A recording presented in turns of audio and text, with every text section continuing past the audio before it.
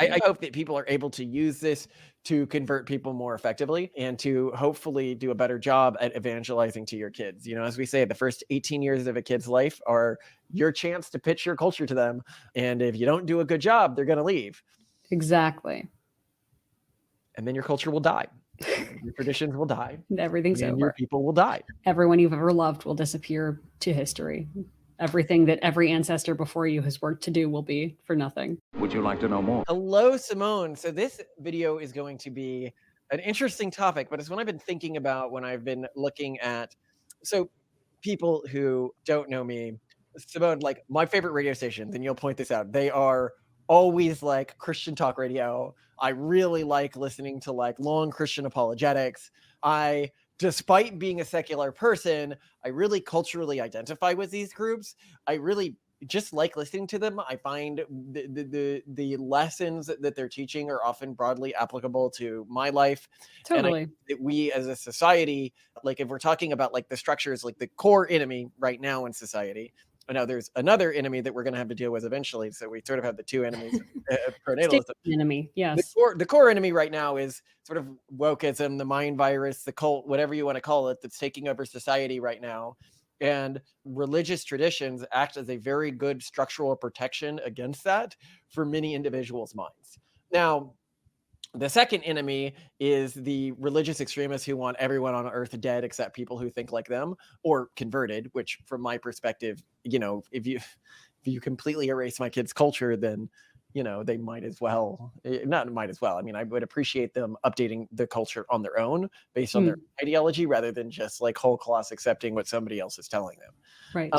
But anyway, so that's the future enemy, and groups like that, you know, these low technology, extremely aggressive groups that want everyone who doesn't think like them dead, they are growing. And when the woke castle falls, that will be the next multiple populations, because there's many groups like this, you know, they exist across religious traditions. That will be the next group that we're fighting. But even to fight them, we need to preserve an alliance and a large population of you know, mentally healthy religious individuals who still have traditions, who still have some sense of culture. And one of the ways that we have done this with our family is essentially take the scraps of our ancestral traditions and rebuild a sort of secular religious framework, which we often talk about. But that is not what we're going to talk about on this video, because I would also like not just people to do what we're doing, but also succeed in evangelism more. And when I say succeed in evangelism, I think the single most important person that you will evangelize to in your entire life is your children. 100%. And so when people think about evangelism, they do not often think about their own kids. They think about going out and trying to convert other people. But if you look at statistics, there was a set of statistics that we were sharing in a recent video. The game is just completely different now. And I'm going to put this statistic here again, because it's just so like, it's not like things are a little different. You know, if you look at belief in Gen X right now, people who share believing in God without a doubt. So these are people who believe in God without a doubt. Within Gen X, you're looking at like 65%. Within Gen Z, you're looking at like 33%. And this is back in 2018, it appears to still be dropping. So you're dealing with something entirely different now. And as I pointed out in previous generations, as we pointed out in the previous episode on this, you could have just like peer pressured them, right? Or you could have assumed that they wouldn't be getting outside ideas constantly. But now it's possible for your kids to deconvert and not tell you that they've deconverted, and you never find out. And we've seen that a decent And we've seen this persistently with very conservative, wholesome families. Yeah. Like the epitome of wholesomeness, you know, I'd say like the most good old boy type families you could imagine. These are the families where I see this happening the most. And it happens the most within these families because these kids are often raised with manners and to care about their parents' feelings and like are emotionally mature, and they don't want to hurt their parents. You know, they're just like, look, I have no... And that's the thing that leads to the most dangerous type of deconversion. People think that the type of deconversion that you need to be afraid of is the type of deconversion in which your like kid the ends obvious up hating. rebellious teen who's like, I hate you, mom, and like like actively talks about being Yeah, an yeah, atheist and like, whatnot. Yeah. I hate my religion, and that Yeah. was why a lot of people deconverted before. These kids do not hate their religion. They Mm-mm. do not hate their traditions. They just weren't convinced by them. Yeah. And that is infinitely more dangerous because they're not gonna tell you. They are not going to notify you that their traditions have dropped. And so let's talk about evangelism, right? So as people, like when I was younger, I was in, I didn't like the new atheists. I thought that they were always kind of pussies, but I would have been considered on the outside of that movement and stuff like the subgenius movement and stuff like that, right? And you were in, I mean, you were raised like Buddhist slash Mormon, but were always sort of like atheistic growing up. Like, what was your faith like in middle school and high school? If someone asked me, I probably would have said it was a mixture of Buddhism and Shinto, to be honest with you. Did you actually believe this stuff, or was it just like an aesthetic choice? I felt most moved when at Shinto shrines, and like that felt the most natural to me from a faith perspective. So in terms of like having moving religious experiences, the most I'd ever experienced that was at Shinto shrines in Japan. So that's why I told people that. It just felt right to me. And that's it. There was no like thought behind it. And my parents had sent me to Dharma school and sort of tried to raise me Buddhist after at Mormon preschool. I started asking them about Jesus and God and they freaked out. So yeah, I wouldn't say it was organized, but I'm not a good example of like a religious kid who's lost their religion. I'm the perfect example of someone who was raised in soft culture with soft culture and was just broadly spiritual, but not really. Yeah, and I grew up in Texas, so I had a lot of evangelists and apologetics talk with me about this stuff because I was always open about it. So I've gotten to hear many of the arguments used. And so I think that this provides a unique perspective where I can, like, totally honestly, as someone who has never been convinced by these arguments, tell you which ones are the most convincing and how to structure your debate around this stuff to be most likely to be effective Hmm. at converting somebody or keeping somebody within the faith that might otherwise deconvert, right? Like a young kid who doesn't really believe it anymore, and you basically need to evangelize to them to get them to believe it because the default culture around them doesn't. Right. So the first thing I would say is in terms of how well, actually, I'd ask you, have you ever had any moments in your life where somebody came up to you with a religious tradition and you were really convinced by their argument around it? What was that Never, argument? never, never, never. Have you ever been really unconvinced? Like somebody came up to you and you're like, this is just not working at all. You think this is convincing, but it's not. Many Mormon friends like would give me the Book of Mormon, but and like expose me to like really great experiences, like going to see Christmas carols at the local like ward. But it was yeah, they never tried to aggressively convert me or tell me about their religion. So no, I don't think I was Well, so ever. that's the first one that I often see. Somebody giving somebody else a Bible or their Yeah, religious book. yeah, yes, yeah, like that's gonna work. I've never heard of that working. I've never heard of it working And, either. you know, And then like even it goes to like the tradition of Gideon's Bibles, right? That like there was this concerted effort to put Bibles in drawers of bedstand tables in hotels. That like someone's gonna, in a moment of desperation, pick it up and have some kind of moment. No, I do think that what is much more convincing, and we do know people who are converted this way, is people of a certain religion, and I see this especially with Mormons, giving friends, neighbors, friends' kids experiences adjacent to the Mormon community. And those kids or those people just loving it, loving the community, loving the lifestyle, loving how wholesome and loving everything is, and being convinced through that exposure to convert. So I think so, being exposed to a religion's amenities can be very compelling, but I don't think it has anything to do with faith. well, hold on. I do think it has to do with faith, but we'll get to faith arguments that are compelling versus ones that aren't. Okay. But the book itself, this is a belief that I think comes from well, God will guide them to it. Like God Mm. will guide them to it and open their heart. And I think when you're looking at stuff like this, like the way I would structure this, what's the non-offensive way to say this? God really wants you to do the work on this, Yeah. in terms of the people, and so this like Bible seeding, I guess I call it. It could conceivably, like the way I could imagine it working is somebody is at like a bottom of the barrel situation and they come upon a Bible, right? And they're like, Mm. okay, now I'm open to being converted, because that is one of the times in somebody's life where they are most likely to be converted, is when they are at rock bottom. Mm-hmm. And that's where you get, born again Christian phenomenon.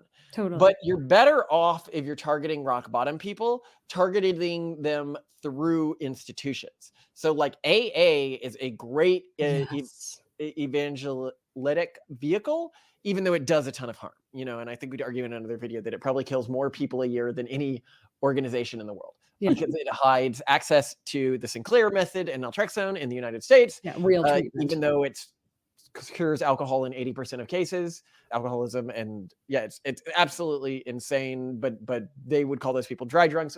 Specifically, dry drunks is a term used by extremists within AI for individuals who found a way to quit drinking or moderate their drinking that was not AA, because they believe that, well, if you found a way to quit drinking that wasn't AA, then you didn't get all the extra ideology that AA was meant to impart to you, and so you still may as well be a drunk, which I think really reveals their hand, which is what they meant is they weren't able to use your alcoholism to convert you to their weird cult. We can get into this in a whole other video, but it is a convicting evangelic tool. And I think that even better tools could be built that focus on those communities. Yeah. Even Scientologists figured this out. I mean, if you look at one of the things that Scientologists focused on was like addiction centers and alcohol rehabilitation centers, because that is where you could sort of stamp someone into these harder iterations of your cultural tradition.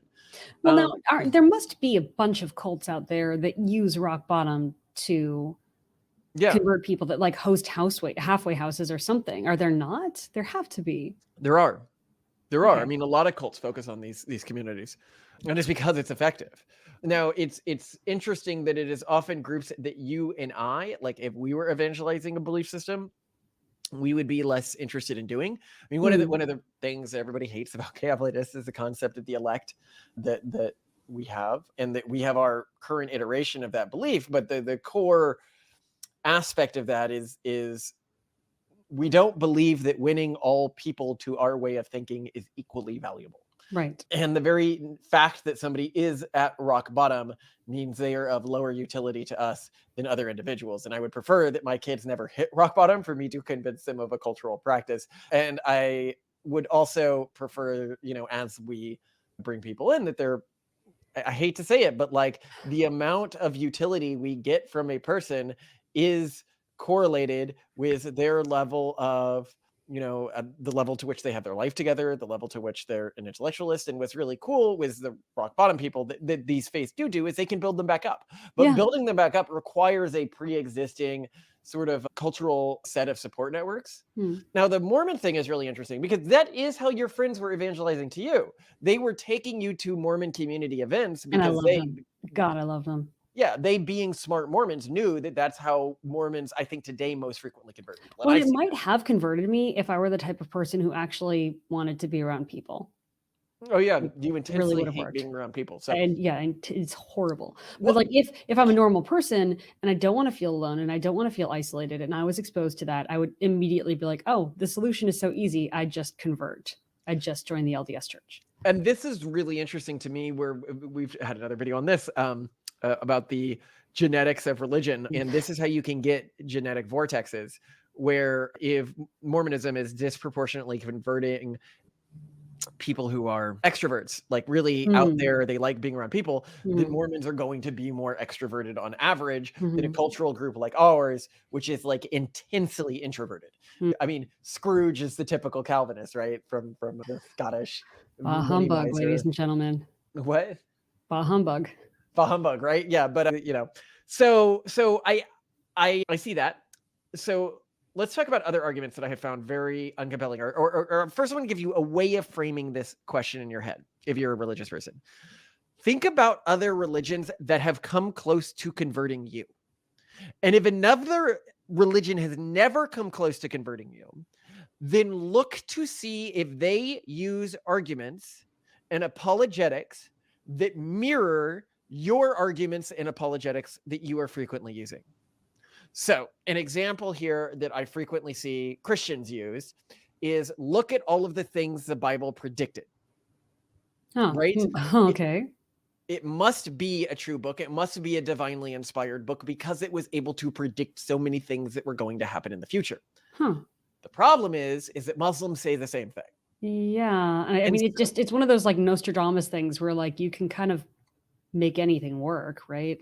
well, I would say that some of the things that people will claim the Bible predicted are very compelling, Oh, right? yeah. You can look up Ooh, videos on it, look at the debates on ooh, this, making but me I would say that think. they are not more compelling Oh. than the things that the Quran predicted. Mm, And mm, that's the problem. mm, Is you need to look to see if the other side is using a similar argument, and then ask yourself, when you look and you say people saying, well, the Quran is accurate because it predicted all these things in the future, why did you dismiss that? When you looked at that and you just said, no, I dismiss this, mhm. why did you dismiss it? Did you dismiss it because you just were not going to be convinced by that type of argument? Then what that means is secular people won't be convinced by that type of argument. Or Yeah. did you dismiss it because they did a bad job arguing for it, and then find out exactly how they did a bad job arguing for it so Mm, you don't make those same mistakes in your own evangeletics?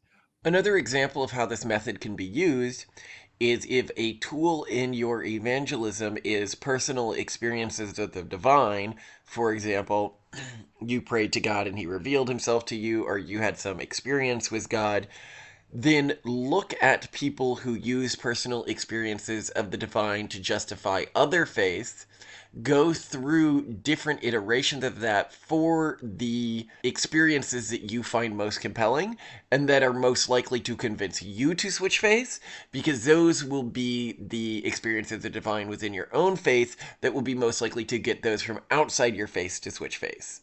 What I will say is I have never heard this model of evangelization working on somebody. The my book is true because it predicted things in the future seems to only work within an is like an intercommunity circle jerk. It mm. doesn't seem to work, or strengthening the faith of people within the community. It doesn't seem to be very effective on people outside of the community. Well, But it seems to me like it's one of those things that wouldn't be a good conversion mechanism because if that level of just like, oh my gosh, data could change someone's mind, then they would be too capricious to stick to any religion. Like it wouldn't be a high retention tactic because then all you have to do is find some other weird data set from some other belief system and it would theoretically convince this person to switch over.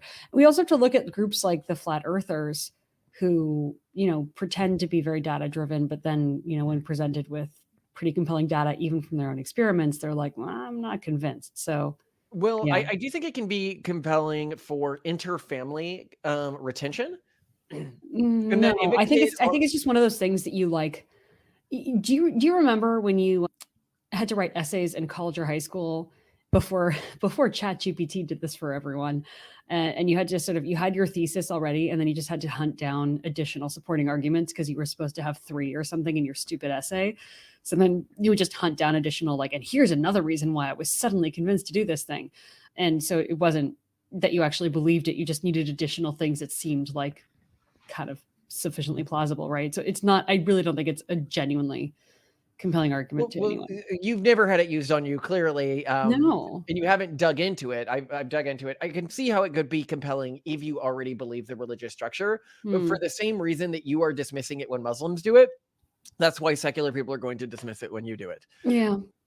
An argument that has always actually been pretty compelling to me, that was one of the most compelling when I was younger, which is well, you get an eternal reward if you follow our religion. If you Mm. don't, there's nothing, right? So even if it's only an infinitesimally small probability, forget the name of this argument, It's Pascal's wager. but Mm. an infinitesimally small probability that it's true, that you should believe it, right? The problem is that other religions exist, right? And so then I'm like, well, so then how am I choosing among the religions that all claim to offer this to me?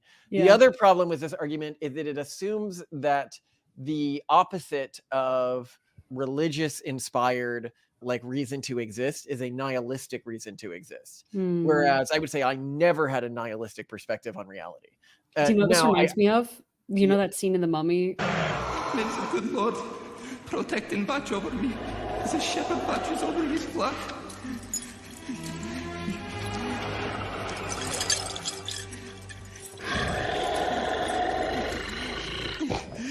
يا إلهي سيبني أمري خافني. No. Okay. 求求菩萨帮我，求求不能帮我。 I feel like that's kind of what you're describing here. Just like keep switching around. Yeah. Well, no, it is. Well, and I think it's probably not a compelling reason from a, like, if you look at how religion is structured, if you're like, well, I got into this religion so I could get into heaven. You're like, Yeah, well, that not almost great. is self-canceling. Yeah, and honestly, when I think back to what religion used to be in the past, you know, why people were part of it, it was because of the community cohesion and amenities, and also you like weren't allowed to not be a part of that religion. I don't think it was necessarily like, oh, I know I'm going to go. I mean, definitely eternal punishment played a role in people's adherence to religion, but the reason they were part of those religions was that was the community, that was the dominating culture. It wasn't this vague threat because they had a ton of other options. Another similar logical argument is the cosmological argument. This is the argument where you say, well, then what created the universe? What was the reason for the universe existing? This argument feels very compelling if you're coming at it from a religious standpoint, like if you already believe in God. However, if you don't believe in God, your immediate and reflexive response to this argument is, well, you can't just say, okay, what created the universe? And God created the universe, because then you have to ask, well, then what created God? Now, this doesn't feel to a person who already believes in God like a good response to the argument, because they see God as being something wholly different than like the way the universe operates. However, it is immediately what's going to come to mind in a secular person's brain, so much so that I have never heard of anyone converting to Christianity or any religion because of the cosmological argument, and I have never seen it being discussed as a particularly compelling argument within secular circles. So I totally forgot about it while I was creating this video. And so it's just, regardless of its internal consistency or logical strength, it is not a good tool for conversion. It's almost like reading Bible passages to someone to try to convert them. Of course, from your perspective, if you are already within a faith, those are a very compelling source of evidence. But to somebody outside of the faith, they're just random words, basically. Same with the cosmological argument. It is incredibly compelling to people who already are within a faith, but incredibly uncompelling to people who are not already within a faith. Well, another thing that really drives people away from religion is when people are like, "Oh, well, you know, I'll be laughing when you're burning in hell or whatever," right? Like, which you actually see with a lot of these communities. They think that they can, like, I don't know, be spite driven to get someone to convert, and this just only makes you look like a crazy person and like completely sociopathic, and does not like portray well the religious system. And now, what's interesting is that this argument is one that I mostly hear from just evangelical Protestants. Like, I don't see that from Mormons and stuff like that. Like, there isn't the "I will take pleasure in you being punished when you're wrong about this," but I suspect it's a mechanism that is mostly used to keep people in this thing inter-family, because when you have looked down on people as like stupid for having other belief systems, you're maybe less likely to deconvert. But the problem is it may have worked historically, but if you look at the rates that people are leaving the church now, it's clearly not working right now. Now, a system that works really good for conversion, where I've seen bringing people into a faith or back into a faith, is after a loss, like the loss of a loved one or something like that. Yeah. And this seems to be tied to like the rock bottom moment thing. And keep in mind that we already have a lot of ceremonies that are adjacent to this. So most people, when they're having their funeral, it's at a religious institution, Right. right? When they're having their, like, this is an opportunity to pass on these ideals to somebody. And so I've seen that be pretty good at converting people. I guess, and you know, another way to put this is when you need something to be true, you can be converted to a religion. Like when you really need to believe that your lost loved one has gone to heaven and you'll be reunited, or you really need to believe that there's something more to life than, you know, what you are experiencing now. I think that's when you're uniquely likely to convert. And people who've just had a loved one die or who've hit rock bottom are more likely to be in that category. where they Yeah, need well, it to be true. It's not where it's they're convinced. It's where they are ready. They will happily convince themselves if they have an easy enough template to work with. yeah, and so cultural arguments work really good, Mhm. whereas logical arguments, like emotional and cultural arguments, are high tier at converting, Uh-huh. whereas very low tier are logical Logical, yeah. or threatening So is this arguments. why real Calvinists, as we would define them, have just ceased to really Yeah, because they exist? were almost completely utilized Logical. logic to try to Yeah. convert people. Yeah, No, yeah, no, yeah. that's true. Even today, the Calvinist evangelists are just like completely like logical structure driven. Yeah. Well, it's true. It's just a thing with the tradition, and it's why the tradition was always so prone. You know, again, you look at the Calvinists during the colonial time; they were doing the things like crossing out in their books all of the parts that they thought disagreed with modern science and stuff like that. Right? Like Mm. it was incredibly. It makes it incredibly susceptible to changing secular patterns. But it makes it also incredibly unsusceptible to immoral action. Where I think historically, if you look at the groups that were generally the most morally upstanding, they're typically the groups that had these belief systems. Hmm. But so there are like a good side. Like people would be like, why do you follow it if it's so weak in this one way? And it's like, well, because like I know when, you know, for example, when slavery was going on in the South, like my family was standing up for that. They were fighting against it. They were putting themselves at risk every day. They were the ones who immediately left the cities and set up guerrilla operations. And that's a very rare thing. And it's something that I hope to preserve. It's something that I think to an extent we are doing right now as people with, Hmm. you know, high level degrees and stuff like that, and making ourselves essentially unemployable by being publicly conservative outside of anything we do for ourselves. It's really and unfundable by many VCs, we've Yeah, been no told. kidding. But Yuch. the most compelling argument I have seen work, and we mentioned this in the other video, but I think it's really important that people note this, is just going to them and pointing out what's happening in the secular world, which is the Ah. ultimate cultural argument. Hmm. It's saying, This is interesting because this is also associated with one of the most compelling and effective political campaigns that took place in terms of converting voters for a particular candidate that was tested in a peer-reviewed way, Mhm. was a message that did not say anything bad about the opponents or anything good about the candidate of choice, but rather just say, here are basically the Republicans in office right now. Here's what they've done. Simple, no images or anything, just that text. And that was enough to convince people. So to your point, just saying like, hey, here's what's happening with the counterfactual. Like, here's our default. Are you going to Here's do the something about it? suicide rate right now. Here's the mental health rate Yeah, within the yeah, progressive community. yeah. Here's the you just cite it all, and it is really compelling that whatever they're doing isn't working.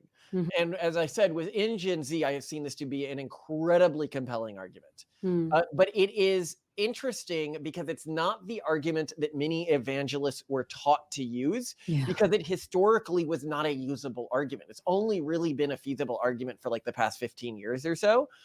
Previously, they could say things like, look at that secular world having all that free sex. I bet they're really unhappy about that. But the people were like, whoa, whoa, whoa, whoa, whoa, whoa, whoa, whoa. Where was this where you said I could get all this easy sex? Yeah. Now, you know, 10, 20 years on, you're like, look at all these people whose lives have been actually destroyed. Like, this seems to not work in the way that everyone said it would work, where they're like, well, if you just do whatever you want, whenever you want, so long as it doesn't hurt other people, and you devote your life to reducing suffering in the world population, and you will be affirmed for being whoever you want to be, that these things are going to lead to a productive and happy life. And it's like, well, clearly we now have the data when that group is the dominant cultural group in society, and we can see it's demonstrably worse at just about everything in regards to mental health. Right.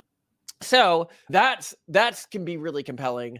And then you're like, yeah, but then they don't really believe the religious stuff, right? Like, I haven't really convinced them. I've convinced them to follow traditions, but I think you'd be surprised how easy it is to sort of fall in with the belief system once you're following the traditions. You look at the religious system that Simone and I sort of built for our family, and we 100% believe it now, right? Like, we are sold into the idea of like the inevitable God, the omniscient, the future police, all this stuff. Like, we are bought into it. However, whatever word you want to use for it. And we love it. Like it works really well, but it was completely constructed by us. And that shows how just by following even a set of like rules and structures that we built for ourselves, and we know we built for ourselves, and we know that we invented, just thinking, okay, what's the most compelling way we can structure this, that we end up actually believing it. Like that's just how the human mind works. Now people could say, well, if you know you invented it, why? Because our belief system says that we would have been inspired to create it by the actual deity. So it was a divine revelation, even if we think that we were just being creative and trying to come up with the most creative way, because that's the way it would have convinced us to see the truth. But it works on us. But really, what converted us was all of the rituals, was the way that we related to daily events through this religious lens. Yeah. And that was convinced by a cultural argument that came to us ourselves. So you could say, okay, well, how do I end up with somebody not ending up like you guys, right? Like, how do I end up? I could go to them and say, look, whatever the secular world is doing isn't working, but how do I convince my kids not to just go out on their own and try to create something totally new like you guys did? And I actually think that the probability of this happening is incredibly low. It's low because like we're doing this because we are from a very specific in our thing on like how religion and genetics co-evolve. We are Right. from a very specific genetic vortex, which is a very weird one that has historically done this. You read the Puritan spotting thing by Starslate Codex, where he's like, one of the ways you know one of these people is they're constantly trying to create new religious traditions. So yeah, no, it's just a normal thing that our cultural group does. But if I came from a cultural group that was more aligned with like a Catholic worldview or an Orthodox worldview or a Jewish worldview, it would be, I think, tremendously easy to convert me into those worldviews using those cultural arguments. It's just that there is no religious tradition that is really common in the world today that aligns with my personal predilections and world perspectives. Simone, I was wondering if you had any final thoughts. No, but I do think that amenities is what I think is most convincing by a long shot.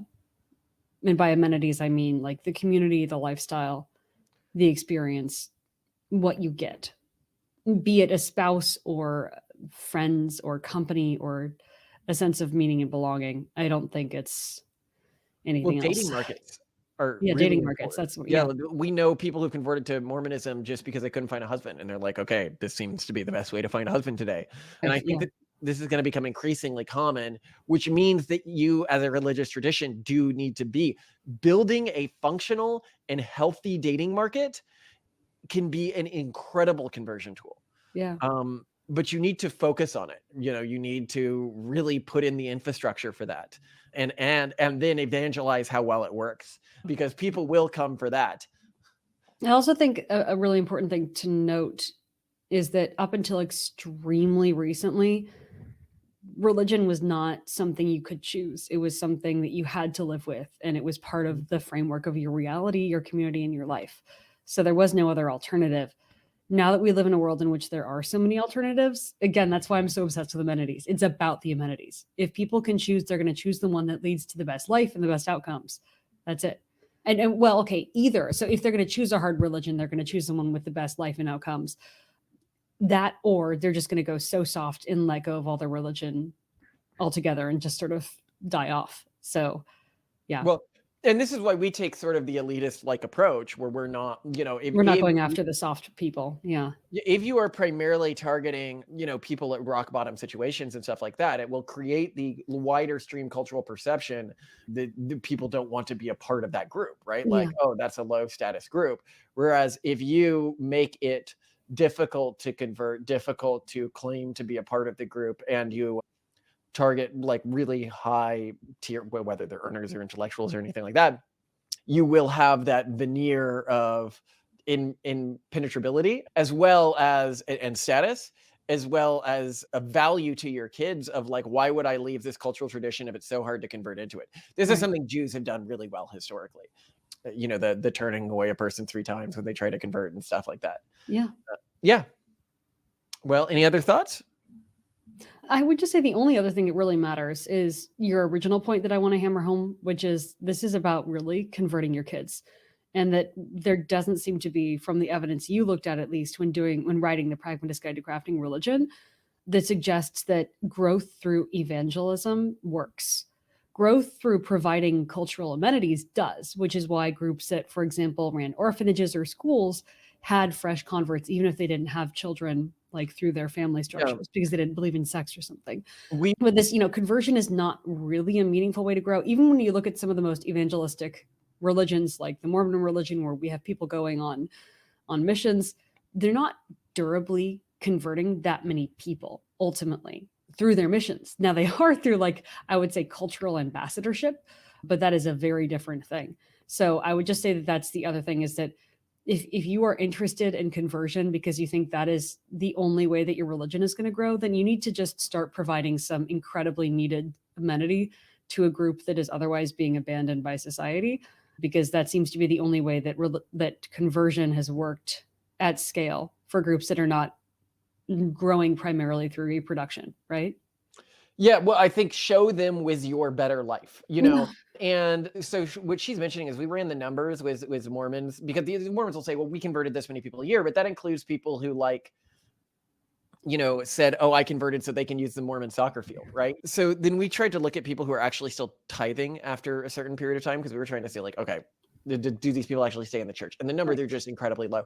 In fact, I would argue that more people deconvert because of their mission trip than are converted because of a mission trip. I think these days that's safe to say, yeah. The biggest flaw in the Mormon faith right now is actually the mission structure, and that if they focused more on this wholesome community building, they would do better. This is one of the problems that the evangelical Christians and the Calvinists also had, is that they created Footloose is basically about, like, the people who don't even let their children dance, right? Like, it had a very bad image in terms of cultural amenities. They were just seen as rich and stoogey, right? Yeah, no fun. Yeah, they wouldn't even enjoy their money. What was the point? Yeah, Ebenezer Scrooge being the typical stereotype within this community, which we talk a lot about in the book, and we provide a lot of evidence for. A lot of people who aren't familiar with cultural stereotypes thinks he's supposed to be Jewish when he's from Scotland. Very clearly he's not. But and he doesn't fit any of the other Jewish stereotypes, but he fits almost every Calvinist stereotype, who were much more common during the period when the book was written. I should also point this out, because people not familiar with Calvinist stereotypes may not know this, but Ebenezer is the classical Calvinist name if you're talking about Calvinist stereotypes, to the extent where in the Puritan spotting checklist I mentioned earlier that Scott Alexander did, one of the points is how many male relatives somebody has with the name Ebenezer. It would be like naming a character Levi Goldstein. But so that did really bad. Like Calvinism as a tradition is almost perfectly poorly structured to convert people using cultural arguments.